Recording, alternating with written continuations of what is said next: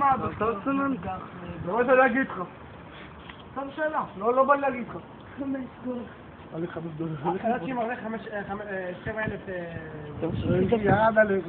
נו. מה אבא שהוא מקבל? תפעיל לי 5,000. איזה שקרן, לא תלבי. כמה? איזה שקרן, איזה שקרן. דפוק.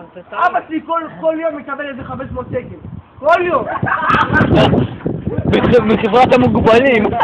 כאילו, אוטיסטים תעשו כל יום 500 שקל בחודש. כל יום אני מדבר איתך. מהווינרים, כל היום מאמר להווינרים. לאבא שלך אין כסף לקרטון. מה אם אתה מגבירה? אם אתה מגבירה כל חודש שקל מה אתה לא עושה? באמת? אמא שלך עובדת במינוסים. באמת? היא עובדת בלשלם קצת. אמא שלך עובד בחבלת. כן. אז מה מצחיק?